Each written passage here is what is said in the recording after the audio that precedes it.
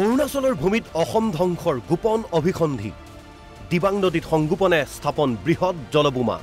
মুহূৰ্ততে নিশ্চিহ্ন হৈ পৰিব অসমৰ বহু অঞ্চল প্ৰথমে চাই লওক এই দৃশ্য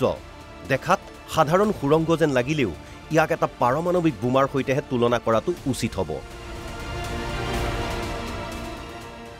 আসলতে অৰুণাচলৰ দিবাং নৈৰ নামনি অংশত নিৰ্মাণ কৰি থকা নদীবান্ধৰ সুৰংগ এয়া অসমৰ চকুত ধুলি দি অৰুণাচলৰ মোনালীৰ এই স্থানতেই চলি আছে বৃহৎ নদীবান্ধৰ কাম নিৰ্মাণ কাৰ্য সম্পূৰ্ণ হলেই এই বান্ধ হৈ পৰিব অসমৰ বাবে ভাবুকি বান্ধ খুলিলে মাত্ৰ 4 ঘণ্টাতে নিশ্চিহ্ন হৈ যাব বহু অঞ্চল ধ্বংসস্তূপত পৰিণত হ'ব পাৰে ডিব্ৰুচৈখোৱা ৰাষ্ট্ৰীয় উদ্যান অস্তিত্ব নোহোৱা হ'ব তিনিচুকীয়া জিলাৰ বিস্তীৰ্ণ অঞ্চল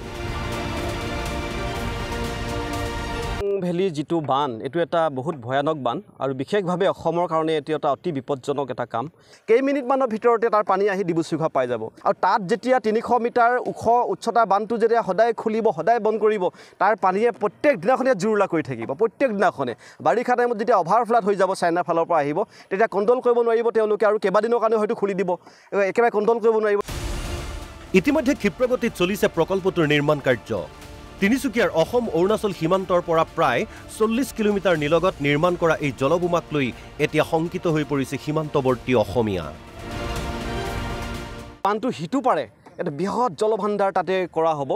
তেতিয়া মানে হুবনখিৰি বান্ধতে দেখিছে হুবনখিৰিটো 2000 মেগাৱাটৰ আৰু এইটো 2800 মেগাৱাটৰ এটা বান্ধ গতিকে 2800 মেগাৱাটৰ বান্ধটো যেতিয়া তাৰ পৰা আৰু তাত এইটো এটা পেকেজত তাত কেবা হাজাৰ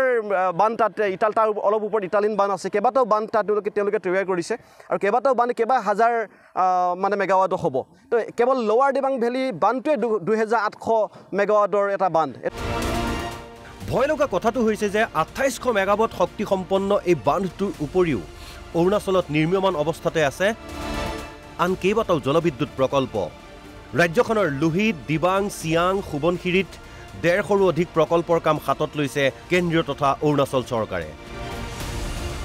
যদিহে অসম চৰকাৰে এই ক্ষেত্ৰত সময়োচিত পদক্ষেপ গ্ৰহণ নকৰে তেনেহলে এক প্ৰকাৰ জলপ্ৰলয়ৰ সৃষ্টি হোৱাটো নিশ্চিত কিয়নো নামনি সুবনখিৰি জলবিদ্যুৎ প্ৰকল্পতকৈ অধিক শক্তিশালী এই নামনি দিবাং জলবিদ্যুৎ প্ৰকল্পটো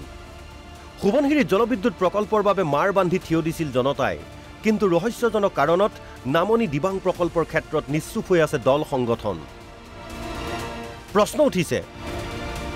প্ৰকৃতিপ্ৰেমী প্ৰদীপ কুমাৰ ভূঞাৰ প্ৰতিবেদনত উন্মোচিত এই ভয়াৱহ তথ্যই কেতিয়া জাগ্ৰত কৰিব জনতাক তথা জনপ্ৰতিনিধিক তিনিচুকীয়াৰ পৰা প্ৰতাপ মৰাণৰ সহযোগত news desk report NB news